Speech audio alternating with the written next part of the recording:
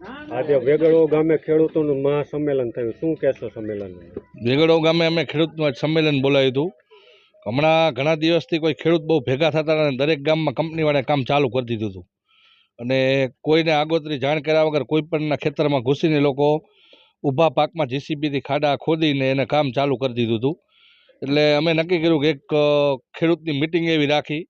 અમારે તો જાજા ખેડૂત ભેગા કરવા એટલા થયા નથી હજી ખેડૂત ભેગા, પણ ભેગા થઈને પછી એવું નક્કી કર્યું કે હવે અમે અત્યાર સુધી કામ બંધ નહોતું કરાવ્યું પણ હવે કામ બંધ કરાવવા.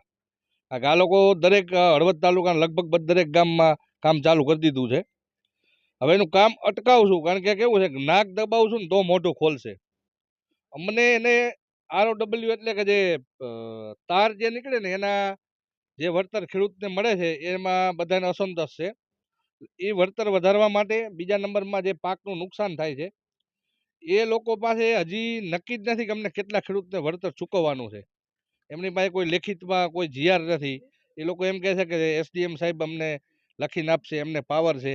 SDM સાહેબ હારે અમારે મિટિંગ થઈ ગયા, આજે એને થઈ ગયા 25-30 દિવસ ને SDM સાહેબે એવું કીધું કે ભાઈ જે અમે ગેસ લાઇનમાં જે નુકસાન થયું છે પાકમાં ખેડૂતને એ પ્રમાણે દરેકને વળતર ચૂકવવાનું છે.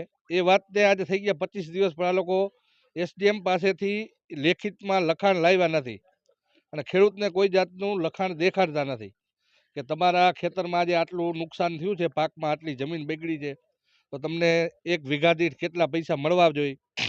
એ લોકો કંઈ નક્કી કરીને આપ્યું નથી હજી. એટલે એમને ખુદને જ ખબર નથી, કારણ કે એ લોકો GR લીધો જ નથી અને એમની મનમાની ઉપર વગર GR એ લોકો કામ કરે છે અને ખેડૂતના ખેતરમાં ખૂબ નુકસાન કરે છે. એટલે ખેડૂતને જે વળતર મળવું જોઈએ એ કેટલું મળે છે એ એમને ખબર નથી ને ખેડૂતને કહેતા નથી. એટલે ખેડૂતને એ અસંતોષ છે. ખેડૂતની એવી માગણી છે કે ભાઈ SDM સાહેબ પાસેથી તમે નવો GR લઈ આવો અને જે ગેસની લાઇનમાં પાક નુકસાનમાં જે વળતર ખેડૂતને આપેલું છે એ જ પ્રમાણે વળતર ચૂકવો એવો GR લઈ આવો ને ખેડૂતને લેખિતમાં આપો, પછી ખેડૂત આગળ કામ કરવા દેશે. ત્યાં સુધી ખેડૂત હવે એવું નક્કી કરેલું કે હવે દરેક ગામમાં જ્યાં કામ ચાલુ છે એનું કામ અટકાવવાનું અને કામ બંધ કરવાનું.